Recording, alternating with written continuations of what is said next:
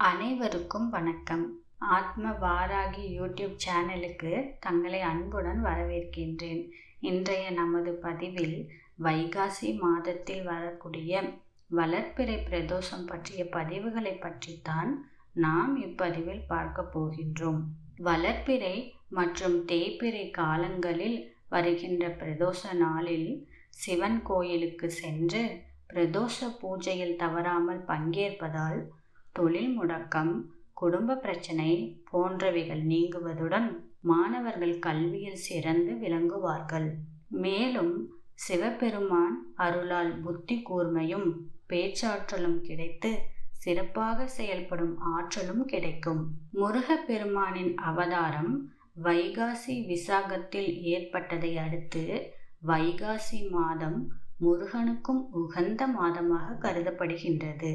6 படை வீடுகளில் திருச்செந்தூர் முருகன் குருவாக பார்க்கப்படுகின்ற நிலையில் குருவார பிரதோஷ நாளில் சிவபெருமானுக்கு விரதம் இருந்து வணங்குகையில் முருகனின் அருளையும் சேர்த்து பெற்றிடலாம்.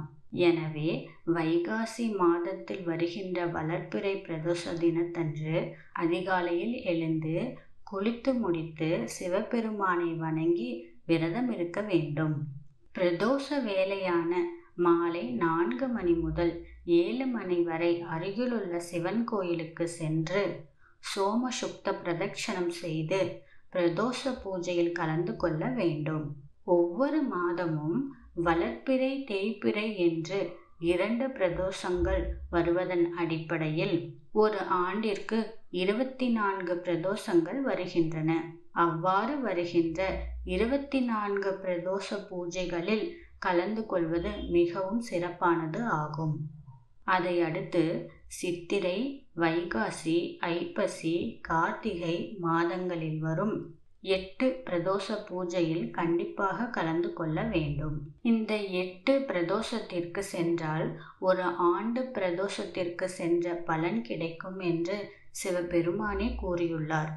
வைகை மாத பிரதோஷ பூஜைக்கு தவறாமல் சென்று சிவபெருமானையும் நந்தி பெருமானையும் வணங்கி தரிசிக்க வேண்டும்.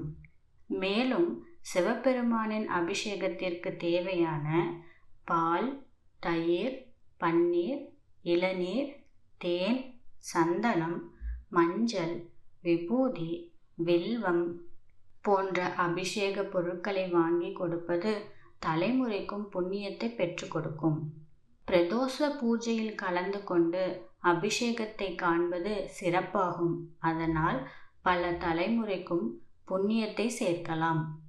அதேபோல் சுவாமியும் அம்பாளும் ரிஷப வாகனத்தில் பிரகாரம் வலம் வரும்போது பஞ்சவாத்தியங்கள் இசைப்பது, தேவாரம், திருவாசகங்கள் படிப்பது மிகவும் சிறப்பானது ஆகும்.